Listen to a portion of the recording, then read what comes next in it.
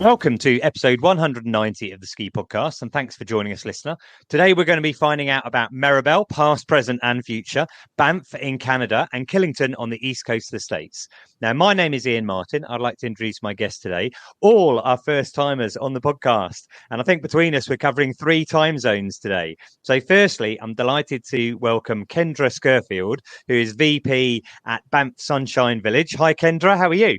Hi, Ian. Thank you so much for having me. Yes, I'm VP of Marketing at Banff Sunshine Village, and we're getting ready for our winter season. Cool. And you said to me earlier in the green room that you're opening this weekend. I think you're in Calgary right now. How's it looking?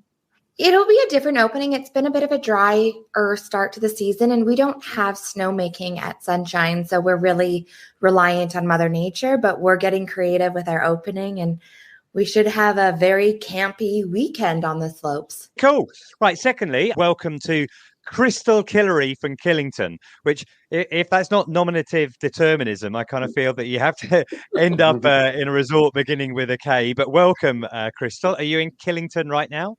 I am. I'm at the resort. It's actually, we're getting a wintry mix, so mostly snow currently. We opened last week on Friday, so November 3rd. We have a couple trails open. We do have lots of snowmaking, so we do rely on that to get open.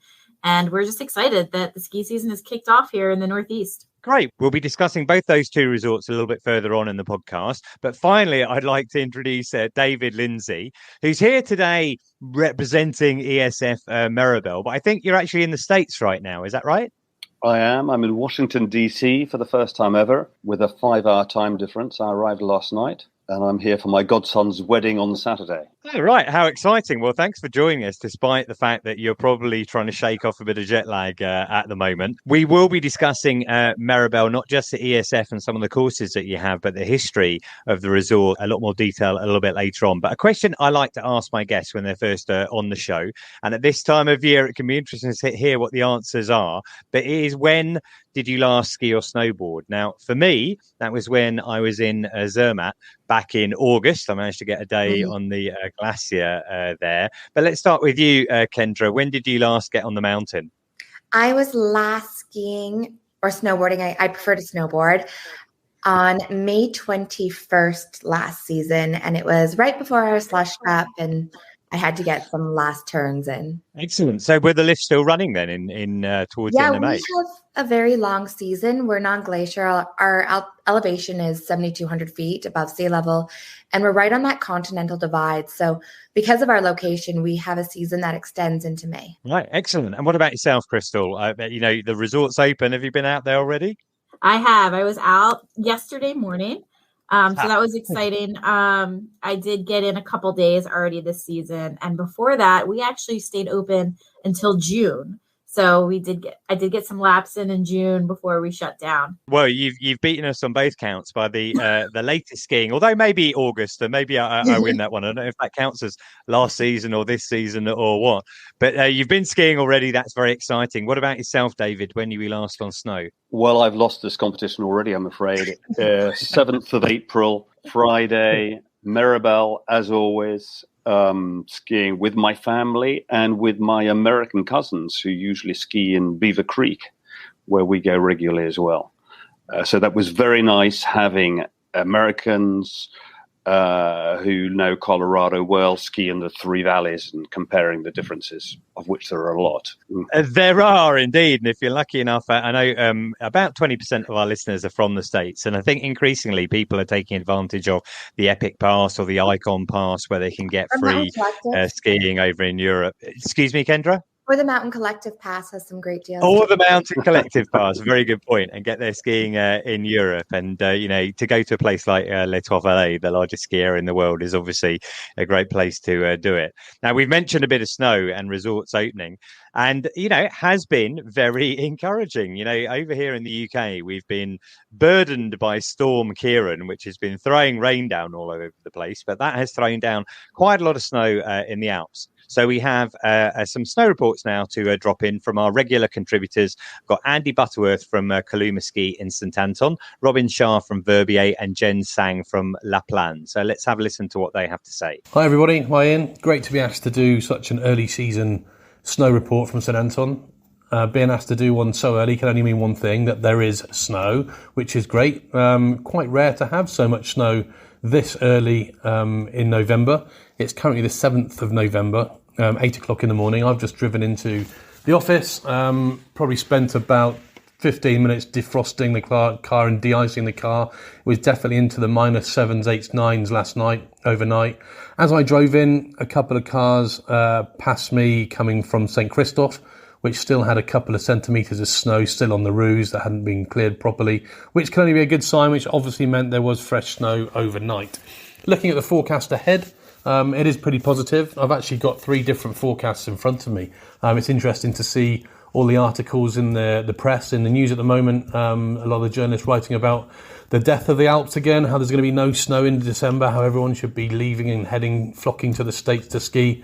But let's have a look at what the actual snow forecasts are saying at the moment. I've got 3 up in front of me, which is quite interesting. I obviously can look out my window and see that in the village of St Anton at 1,300 metres, there isn't much snow in the village at the moment. There's definite frosty layer, but I can see on the slopes there is definitely snow. It's not man-made snow because the cannons haven't started yet. It's all natural snow. So the snow line's probably down to about 1,400 metres, which is pretty good for this time of year. And that means St Christophe, which sits at 1,800 metres, is under about 7 or 8 centimetres of snow at the moment, which is great. And up top, I know from seeing all the Facebook posts and all the social media, lots of friends have been up skiing, touring, hiking. So there's plenty of knee-deep snow up on the Schindler Chutes and definitely up higher up. And as we look at the forecast going ahead, great to see these 3 different forecasts. I've got the St Anton Tourist Board forecast, I've got the snowforecast.com forecast, and I've got the Google review that summarises all the forecasts together. So if I look at the Google review, it's absolutely amazing. It's going to be dumping with snow pretty much all of this week. From tomorrow going to be sunny, Wednesday the 8th going to be sunny, Thursday, Friday, Saturday, Sunday, Monday, Tuesday it's going to be dumping with snow, with temperatures ranging from -8 up to 8 degrees, up to +8. So that could be quite interesting.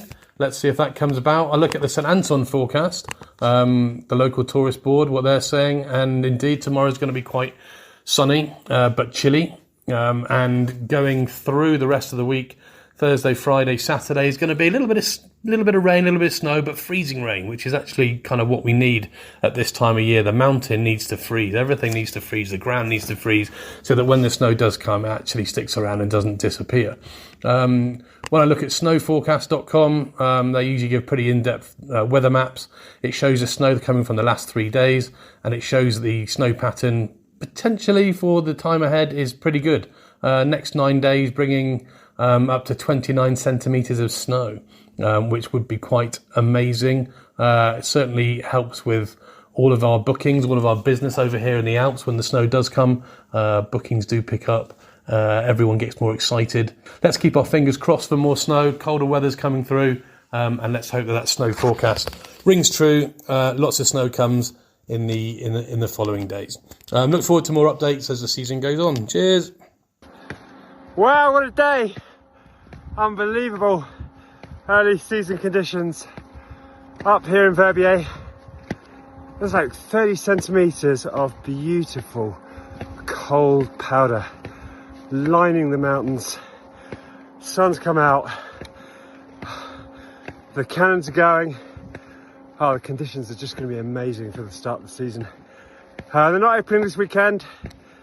There's another up to 50 centimetres forecast on Saturday and Sunday, and likelihood they're going to open probably at the end of next week sometime.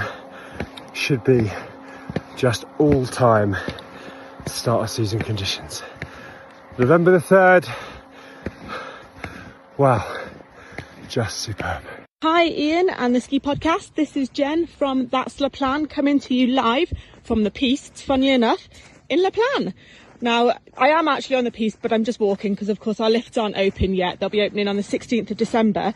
But I just had to get out and try and get some of these snowy alpine noises in your ears because, unless you've been living under a rock for the last week, it has snowed, and it snowed hard across the Alps. So here in La Plagne, we've had snow down to about 1,700 metres, more or less.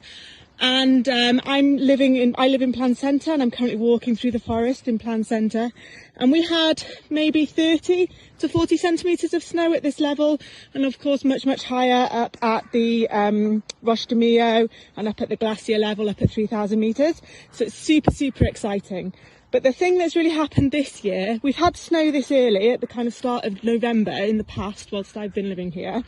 But what's happened is the temperatures have stayed really, really cold, right down near zero or sub-zero in between the snowfalls. And so the snow has just stuck to the ground and it has stayed around, which is awesome. So hopefully it means we've got a really good base for the start of this winter ski season. Fingers crossed.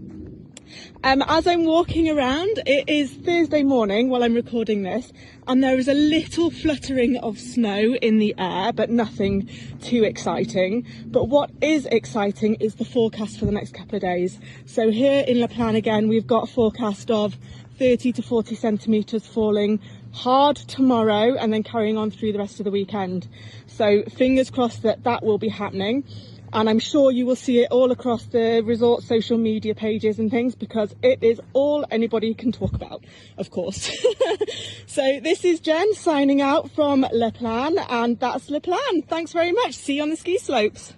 Great. That was really good to hear from them. I'm very jealous of Robin, who's already got a few turns in on the snow. Hopefully I'll be out in Verbier later this season. This seems like a good point to remind you, listener. You can save money this winter when you book your ski hire at intersportrent.com and use the code SKIPODCAST. You get a guaranteed discount for all ski hire in France, Austria and Switzerland. And to make it even simpler, you don't even need to use that code. You can just take the link in the show notes and your basket will automatically be reduced. Regular listeners know I like to use Intersport when I'm in the Alps. I wouldn't pay ski carriage anyway, flying, because I normally travel by train, but it does save me the hassle, and I can swap them while I'm away. So if I'm ski touring or on piste, on powder, I can just change my skis during the course of the time that I'm away. So if you want to support the Ski Podcast, please do remember to book your ski hire with Intersport and to use the code SKIPODCAST at checkout, or take the link in the show notes. And if you do, you'll save money and you'll be helping the podcast. And I have a couple of bits of news just to bring you up to date with the listener. Mia Brooks, who we've chatted to a few times before, still only 16 years old and competing in the Snowboard World Cup, got a third in the Kerr Big Air in Switzerland. And coming up this weekend, we have the first of the downhill races in Zermatt, the first ever cross-border international races. Are going to be starting in the Zermatt area in Switzerland, finishing in the Cervinia area in Italy. It's the highest ever World Cup races. There's been quite a lot of conversation in the build up to it about snow farming and use of diggers, JCBs on the glacier to fill in things. And, I'm going to put a link in the show notes if you want to read a little bit further about that. But I'm very excited about it. With the snow that we've got, that event will definitely be going ahead. So look out for that this weekend, 11th and 12th in Zermatt, men's races. And I think the women's races are the following weekend, 18th and 19th. But while we're in Europe, let's move on to David. Now, some listeners might have worked out the link to Méribel when I introduced you, but perhaps you'd like to explain why the very British surname Lindsay has such a close link to the French ski resort of Méribel. Well, my father is happily considered the founder of Méribel, a subject which I always like to mention to everybody I meet. And why not? Exactly. If your father has founded one of the greatest ski resorts in Europe, I think it's a topic of conversation for sure. And he first went out there in 1937, pre-war, at the age of 37, because he was born in 1900. And he fought in the war. He was in the SOE in Burma, etc., came back in his colonel's uniform, and Méribel had started a bit before the war and continued thereafter, but with slender means compared to Courchevel, which started afterwards but overtook us quite quickly. Courchevel had larger capital backing it. But Méribel has grown up, as a resort which people say is attractive, lots of chalets, and of course nobody at that time, I think, could have forecast quite how big skiing was going to become. Absolutely. Well, I mean, I did 3 winter seasons in Méribel, and I know that area, and one in Courchevel, so I know that area very well. But yeah, I like the way you casually say, your father went there in 1937, but presumably when he went there in 1937, it was just farming land. There were farmers. There were obviously no lifts, no hotels either at that stage, right? Yeah, I mean, if you go back into the detail, and luckily there's a great book about the first 80 years of Méribel, which has been written by my friend Jean-Marie Choffel, the historian of the valley. You go back quite a long way and you find out that there'd been this little drag lift above Les Alus, which was built for the school children quite a long time before, and there were bits here and bits there, but basically there was nothing that you could call commercial. And there was nothing commercial in the Three Valleys. But as we all know, skiing grew as a byproduct of winter sports. People before that used to go all over Europe, well, not all over Europe, but to resorts that were real mountain resorts like Kitzbühel and Zermatt and Chamonix, which were famed for their climbing. And people went and they skated and they curled and they did all sorts of things. Skiing was just one part of it, and then developed from that and has become so big. There was no climbing, and there still is no climbing to speak of in the Three Valleys, because the rock, unlike the Chamonix Valley, is rather crumbly. You stick your piton into the mountain and a bit of the mountain falls off. So there's no climbing, therefore it was not one of the original resorts. It was a second generation resort, I suppose. And am I right in saying, because I read around this a little bit, he went out there pre-Second World War, partly because he was motivated to try and find or develop French ski areas because people were sort of moving away from Austria at that time? Yeah, there's this thing about the Anschluss in 1938 when Germany did a seemingly rather friendly invasion of Austria.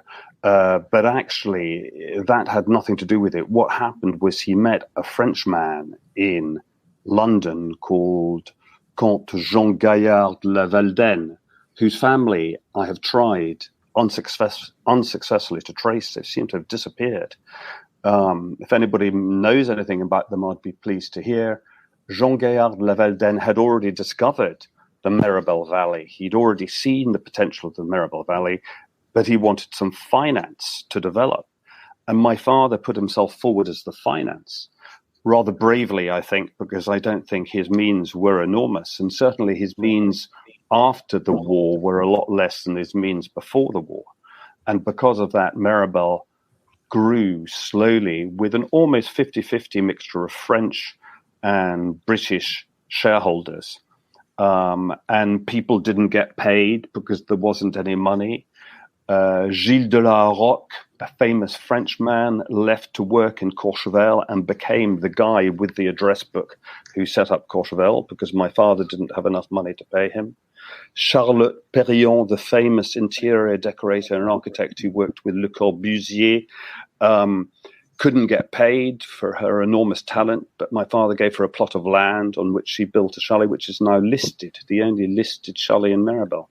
So it went on like that. It was almost a family affair, but with by family, I don't mean a Lindsay family, I mean a Méribel family.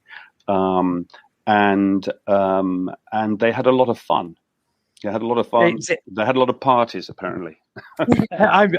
I'm sure they did. I mean, I did read a number of things there. You mentioned Jean Gaillard de la Valdenne.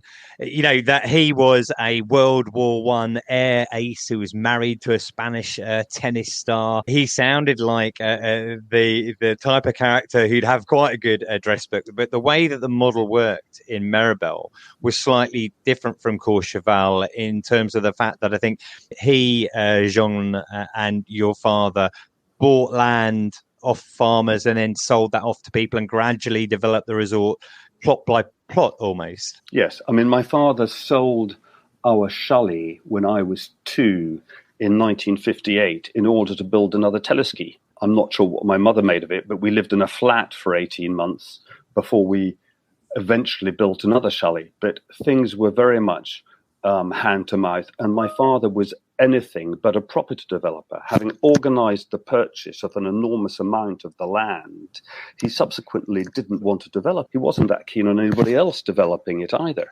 You know, property developers were kept at bay. And he used to sell a piece of land to people. He used to say, well, I've got to sell it to someone, so I might as well sell it to you. And with that revenue was the revenue to build another ski lift. So it went up incrementally, but my father wasn't a businessman. He was more of a visionary. He was able to see that it would be a great location for a ski resort. I mean, I read that when he went pre-Second World War, he went with 2 guides and they climbed up to Saulire. They basically skinned up there, which is quite a long way. We don't have any lifts to take, and then skied all the way down to Brides-les-Bains, which is, you know, a big run down there. So a huge walk up and a big run down, and that's where he fell in love with the place. And the guide was Célestin Gacon, one of the famous Gacon family.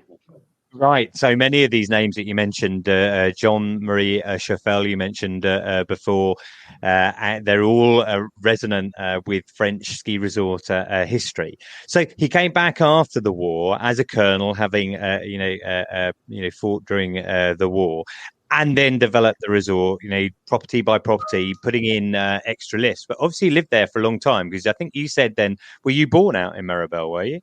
Well, I was born in Chambéry, basically in Méribel, yes, and brought up there. Both my 2 sisters, who are a bit older, and myself were home-schooled by our mother through the PNEU correspondence courses. And my sisters didn't go to school until they were 10. And then they went to Switzerland. And I went to prep school in England when I was 8. Yeah, it's slightly unusual upbringing, but with plenty of skiing. Yeah, well, not many people get to, you know, have their base as a ski resort. And, you know, evidently, if you were living there in the 50s and seeing it through the 60s, you would have seen a huge amount of changes. When do you think the everything kind of sped up? When did things really develop in Méribel? I remember coming back for Christmas 1986, and the 6-man Tuniette telecabine had been built. And the difference between a 6-man telecabine and the previous 2-man telecabine is quite startling. When my father died, or the year before my father died in 1971, he sold to Michel Commois, a property developer, and that also marked a big change. The 70s marked a big change. My father, who certainly wasn't a property developer, sold to someone who was, and all the Plateau de Morel, those rows of larger apartment blocks underneath the Rond-Point and the Ronnies down there, went up. Méribel grew in a way which it hadn't grown before. There were obviously the 1992 Olympics later. There was a lot of development before that. And presently there are cranes. There are lots of cranes. And everybody's saying, well, this is the final stage of development, you know, but they've said that before. But the amount of development going on in Méribel at the moment is considerable. The standard of building is very high, and that is reflected in the prices. Property prices are sky high. Last year, you know, I remember the Week had a front cover saying something like, "Is skiing dead?" referring to global warming. Well, property prices are not reflecting that at the moment. No, I mean, that's for sure. I think part of that is like a post-COVID thing. People like that idea of a bolt hole in the mountains. But one thing that is kind of clear is that resorts tend to be upgrading their properties and, you know, taking... We had a conversation, I think 2 episodes ago now, when I spoke to Wasteland, who was saying that one of the problems with finding accommodation for student groups is that there isn't much 2-star left because everything's 4 or 5-star now. Yeah. But David, let me ask you, you're an instructor. At some point, you must have qualified an instructor, and you've been with the ESF in Méribel. Is that right? Yeah, I qualified as a Béziers instructor first and did... my apprenticeship in Aviemore for 2 years. I wasn't good enough to be a French ski instructor. And then I did my my New Zealand certification, and then I did my French certification afterwards. I've worked for the Méribel Ski School for 46 years, I hate to admit. Sorry, one of the reasons that you're here today is we swapped a couple of emails about some master classes. I wondered if you could explain a little bit about those. Yeah, well, this is a new product launched by the Méribel ESF with me managing it. I launched a not totally dissimilar product in the 90s, 80s called the International Section, which was successful. The difference then was that we were the only ski school. And now I just looked up before coming on air this morning, the number of ski schools in Méribel. There are a number of them. Amazingly, the ESF remains by far the largest, with something like 400 instructors. The next biggest being Oxygène, with about 35 instructors. As the technical director of the ESF mentioned to me the other day, the second ski school is really the independent instructors. There are over 100 independent instructors. But with 400 instructors in the ESF, launching a new product like masterclasses is wonderful because I can try and select some of the very best instructors. And I think building a new product that clients are going to like depends firstly and foremostly on the quality of the instructors, how good they are, how much they like skiing with their clients and bringing on them, and also how much they like working as a group, exchanging ideas, bringing new things to the fore. You can imagine the sort of things we're doing in master classes. You know, we've got slalom and we've got moguls and we've got off-piste and we've got technical exercise and we've got biomechanics. We've also got an introduction to Carv, the new exciting intelligent insoles, which I haven't worn yet, but I've got a pair ready to go. Can I just chip in there, David? I used a Carv last year and tested it. There's a review. I'll put a link into the show notes. But that is really interesting, and that kind of makes sense that you'd bring that in for this kind of level of skiing. I think it'll be interesting. And just to mention, the master classes are a maximum of 6 people in a class. They're for adults. Right. They're in English. But they will only be happening for 4 weeks in January, starting on Sunday, the 7th of January.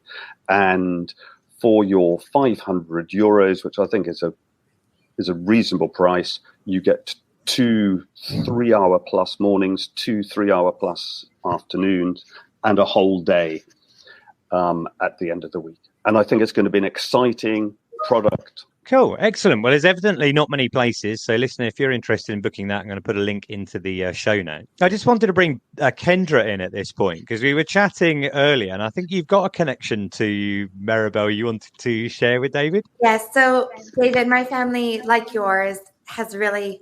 I grew up on the slopes of Sunshine. My grandpa bought Sunshine Village in the 80s, and my dad is the president CEO, and he has really developed the resort from a small family resort to the world-class destination it is today. And when I was 15, I was lucky enough to join him on a trip to France and Austria to check out the latest technology in lifts. Our manufacturer, Palma, was a French company, and we rode all of the gondolas of Méribel and Trois Vallées. And I was with a group of older men. They were probably in their 50s. To me, as a 15-year-old, it was very old. And I was so desperate to hang out with some children my own age that I met this group of Scottish boys, and they were quite cute, but they opened their mouth and I couldn't understand a word they said. And I remember saying to one, I thought you spoke English in Scotland. Needless to say, I did not make friends. I think that's hilarious. You're over there did you say you're over there to buy a gondola?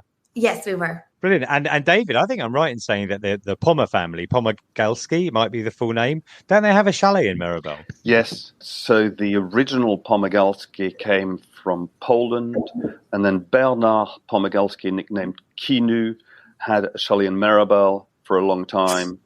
And as many of us remember very sadly, his daughter Julie Pomergalski was killed in an avalanche in Verbier during COVID, and she was the head of the Evolution Ski School and a very big figure in the Méribel Valley.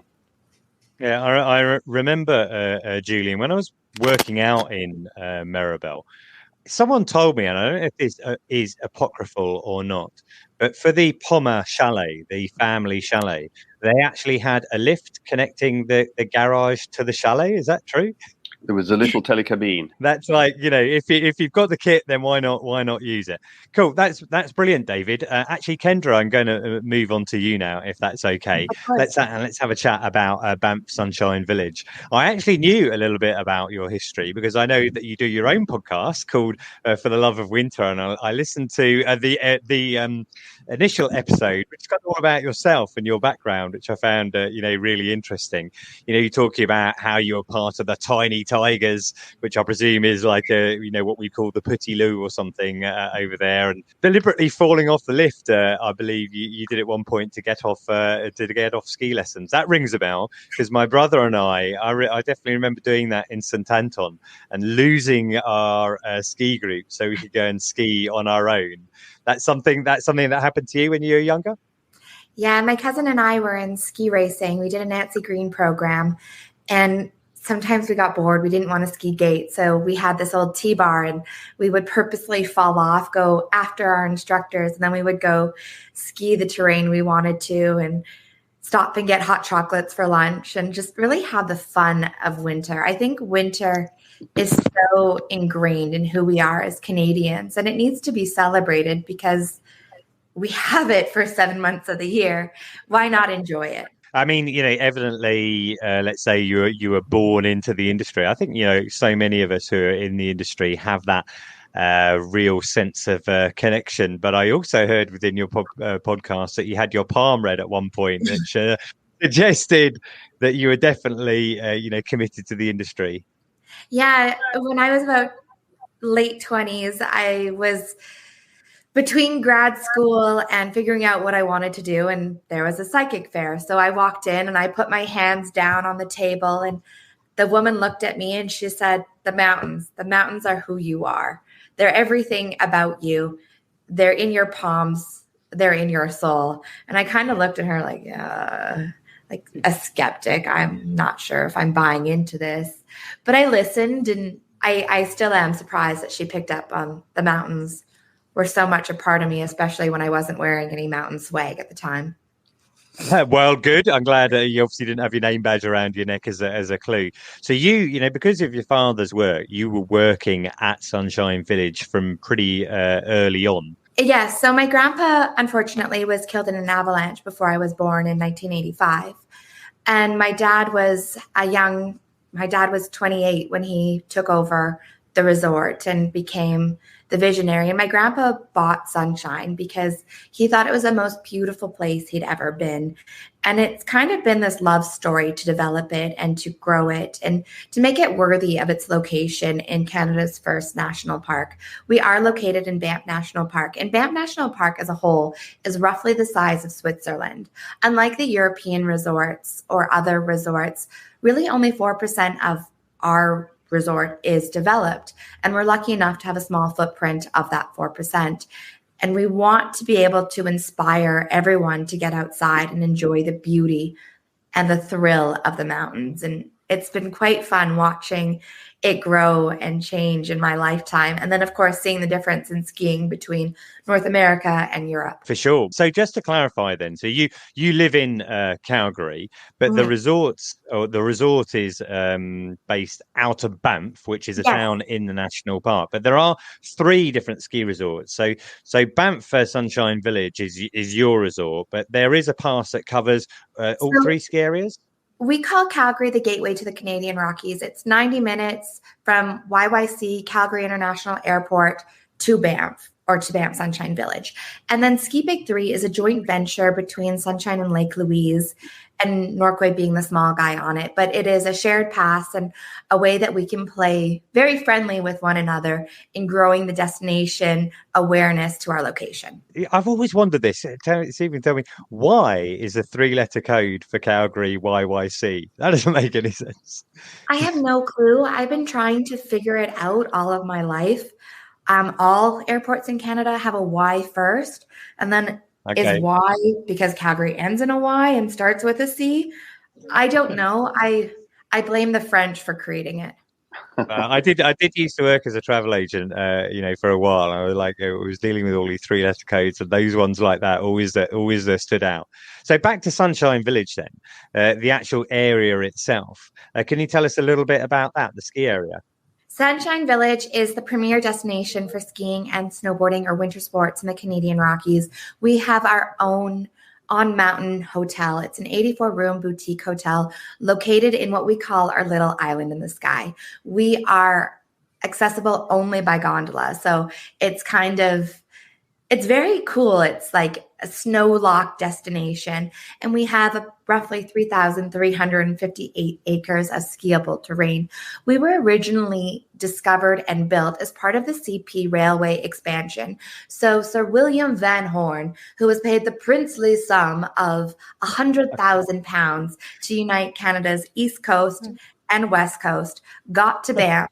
And I imagine he had a very posh accent. And it's said that he exclaimed, "If I cannot export the scenery, I will import the tourists." So he got to work on building the Banff Springs Hotel. And the Banff Springs Hotel became this wildly famous destination. It's one of Fairmont's crown jewels.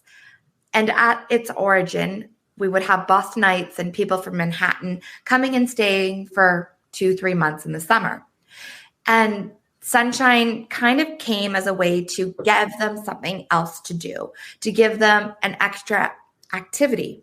And it was also in the late 1920s when there's a quote from another sir from a previous British Empire working in Canada. And he declared, "I've come to learn 3 things are certain at this Alpine village: death, taxes, and snow." And from there, we grew into a ski resort. So we built our first lift in 1935.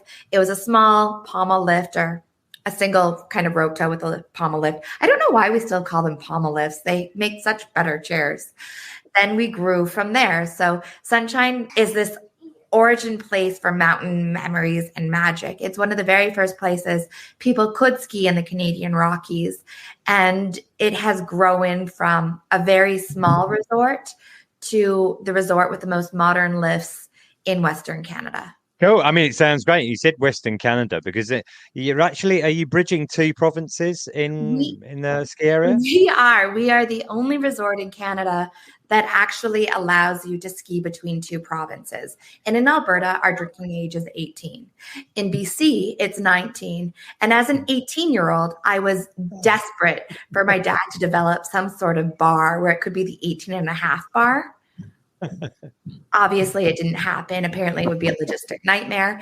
But we are the only place. You actually go up the Continental Divide, and that separates Alberta on the east, BC on the west, and you can ski it all the way up. So we joke that if you were to pour water or melt snow from one location, or, write your name in the snow if you are a man and can do that, depending on where it would go, it either goes into the Pacific or it would go into Hudson's Bay. And with Sunshine and our ski terrain, so much of it has been hand-picked. So unlike many of our competitors, we actually have great beginner terrain, and then terrain that grows up with you all the way to something like Delirium Dive or the Wild West, which is lift accessible backcountry. It's wildly steep. It's some of the steepest terrain. It's been ranked by CNN as the world's toughest run in that group. So it's pretty cool to see it. And we're also very unique, unlike many of our American and fellow North American resorts where it's all within the Alpine. We have both that above Alpine skiing and then the tree skiing. I love the fact that we're talking about your family connections to the resort, and actually for the listeners' benefit in the background, we can see the next member of the family. Based on his age, he's not going to be joining Sunshine Village yet, but I'm sure that will happen down the track. Yes, it definitely will. Excellent. Well, that's really good and really interesting, Kendra. I've got one other question for you. When I was listening to your podcast, I think you said you've been skiing with Robin Williams before. What's he like as a skier? Oh, he was amazing. When I was skiing with Robin Williams, it was years ago, we would host these charity ski events for various organizations. And he was up supporting the Waterkeepers Alliance. He was just so kind, so open, so funny. I actually took him. I would only ski our slow lifts so I could spend more time with him. but it was also a mistake because he made me laugh so hard that I actually peed myself. And I was like, oh, this was a very bad decision. He was an absolute gem. I love that. So you're actually saying to me he was as funny in real life as he is in all his various movies? As funny, as kind, as open. He made great friends with the ski instructor that he rode with at Sunshine. He was a snowboarder, and he would fly that instructor to ski with him wherever. He came back several times. He was a very bright soul. Excellent. Well, that's lovely to hear. Thanks so much for sharing all of that, Kendra. Right, third guest on the show today. I'm going to move on to you, Kristel. You've been sitting very patiently there. I mean, Kristel Killary in Killington. Surely everyone must mention that, right? Yeah. Yes, it's like it was a job made for me, right? I grew up skiing here. I learned how to ski and snowboard here. And when I chose a college, I wanted to go to college at the college closest to Killington Resort. So I feel like my name, being able to ski here as a kid, it was a match made in heaven for me. Destiny, clearly. And so yeah. we're moving around for listeners' benefit. We've been moving around in Méribel. I think a lot of our listeners would be familiar with that. We were over in Canada. I just have to check my provinces. It's BC, isn't it? Mainly. We're in Alberta. Calgary's in Alberta. So in Alberta, in Canada. Now, Killington itself is over on the east coast of the States in Vermont, right? In eastern North America. So if you were flying in there, which airports would you be going to access it? I would say the easiest airport is probably flying into Boston. And then we're about 2.5 hours from Boston. We do have a smaller airport in Burlington, Vermont, which is only about an hour and a half away. But there's more flights, obviously, coming in and out of Boston. For sure. And it's the largest ski resort in eastern North America on the eastern side, right? It is. We're known as the Beast of the East. How many, I think you work things out in terms of, acreage or hectares of skiing area in the States. What does it total up to? Yeah, so I guess we're 92 miles. We have 92 miles of skiing across Killington and Pico. Pico is our sister mountain right down the street. Between both resorts, we have 7 peaks, 92 miles of skiing. And then at Killington, we have 155 trails and 22 lifts. Right. Okay. Evidently, that is a lot. Just explain to me how Pico Mountain fits in then. Are the two areas connected by lifts, or are they separate mountains? They're separate. But if you purchase a Killington pass, it will also get you Pico. Pico is just a couple miles down the road. We're both part of the Powder portfolio. So both resorts are owned by Powder. I would say like Pico is like that. Definitely like charming Vermont family type mountain. There's one lodge, one way down. It is definitely the mountain I learned to ski at. It was the first place that I taught ski lessons at. It was my first job here at Killington and Pico. And it does like hold a special place in my heart and a bunch of locals' hearts. And I think if it was not right next to Killington, right, it would be a large mountain and people would acknowledge it that way. But because it's right next to Killington, it is, we consider it like the small family mountain. Whereas Killington is obviously, it has a very large amount of terrain, and it presumably attracts, a lot of clientele as well. You mentioned you're quite close to Boston, which is a very big city. You get mainly people coming up from there, or people flying up from New York as well, or all across the East Coast? Yeah, I would say all across the East Coast. So I'm originally from New Jersey, and it's a 6-hour drive, and everyone in that area would drive up to Killington and Pico. So New Jersey, New York, Pennsylvania, Massachusetts, like all of New England, Vermont in general is just the place to be. I mean, that doesn't surprise me, really. I was out in Australia in the summer, and I was from Sydney. I actually went skiing for the weekend down in Thredbo, Perisher. And the drive was actually slightly longer than that, I think, maybe 7 hours or something like that. And it was no big deal. If you're living in Sydney and you like skiing and the conditions look good, people would do the drive. And I think people who live in Australia and the States, North America, don't tend to think too much of, that's not really such a long journey, is it? 6 hours. If you're in Britain, you can travel the whole length of the country in that sort of time. We used to do it every single weekend, and a lot of our guests do that. We call them weekend warriors. I think those are the people that have the serious commitment, that are willing to do it every weekend or even every other weekend. They're the people that are like in it to win it for sure. And you opened last weekend. Was it busy last weekend?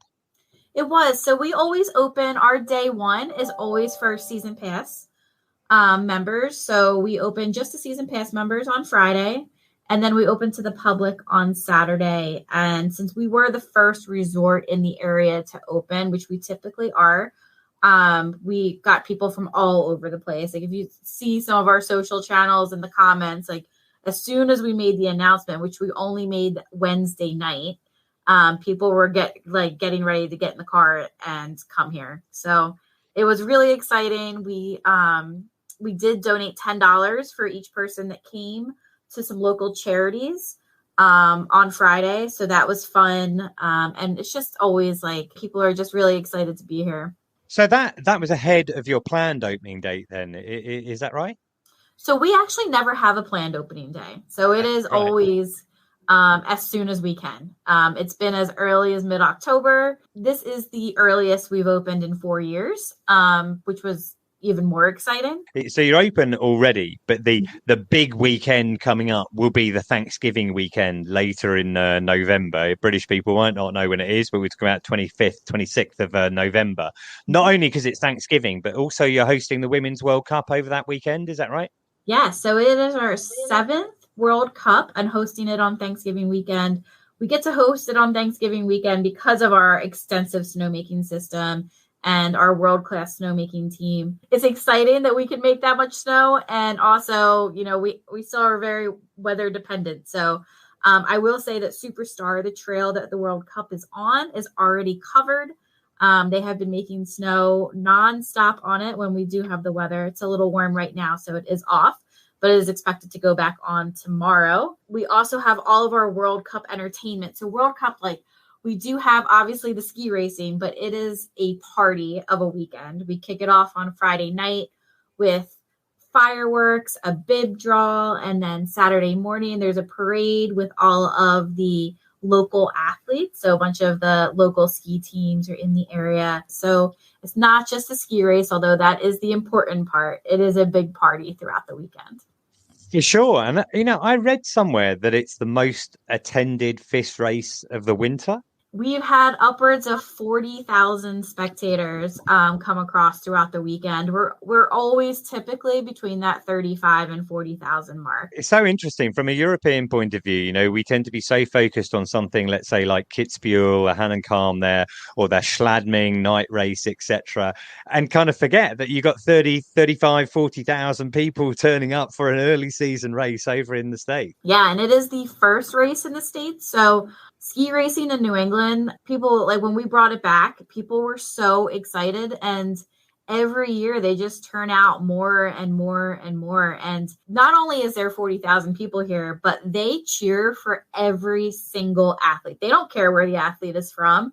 It is deafening when someone comes down that last head wall and the crowd goes wild. Every single race, every single athlete.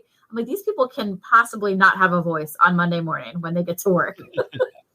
Excellent. Well, I look forward to catching up with that one on Eurosport, whichever channel it's on over here. I know that Killington has got a lot of sustainable initiatives going on. You have quite a lot of solar power. I think you're using HVO to power some of the snow groomers, etc.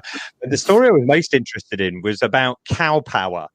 And I was watching a video about that. I wondered if you explained to us what cow power is. Right. So I love that video, and I'm glad that you got to see it. So cow power is exactly what it sounds like. We get cow manure from local farms all across Vermont, and they power our lifts. Not all the lifts, but most of the lifts. That has, I don't even remember how many years we've been doing that. It's been at least 7 or 8 years. It's something so normal here, and I don't think anything of it. But then if you leave Vermont, it's probably not that normal of a thing. Yeah, well, I'm going to put a link to that into the show notes, but it made me think maybe more resorts should be looking at that as well.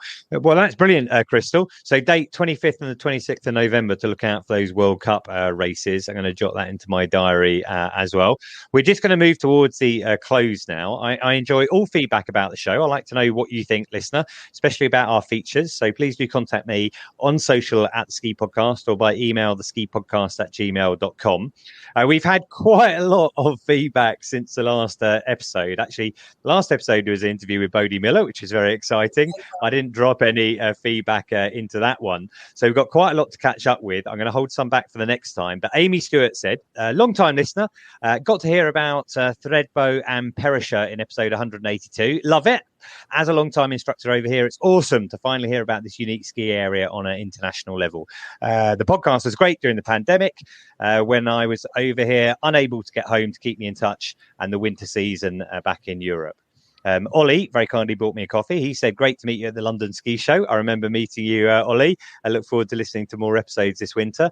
James bought me a coffee. I really enjoy the podcast. Wide range of topics. Keep up the good work. And Hans Weeren, or possibly Viren, said, just started listening to the podcast. Nice work. Regular listeners will know that we were nominated for Best Broadcast Programme in the Travel Media Awards. We didn't win that one, lost out to the BBC, but still did very well to be listed as a finalist. And Miranda Slater said, big congratulations as being honoured with a finalist position. Keep up the good work as you're a great channel. And Matt Hayes, long-time listener, I know Matt is, said congratulations on a great achievement for the pod. Hopefully it serves as some compensation and recognition of the time, dedication and quality that you put into it. And I really appreciate that, Matt, because I do all of those things. And as you know, I know you've been listening since really early on, so I really appreciate your feedback. Finally, if you like the podcast, there are 3 things you can do to help. You can review us on Apple Podcasts or Spotify. You can subscribe to make sure you never miss an episode. And finally, you can book your ski hire with Intersport Rent using the code SKIPODCAST or by taking the link in the show notes. Now, there are 190 episodes to catch up with. 129 we listened to in the last week, and that is amazing. We have a lot of content there, so just go to skipodcast.com, have a look around. We've covered so many different topics. You'll definitely find something of interest to you.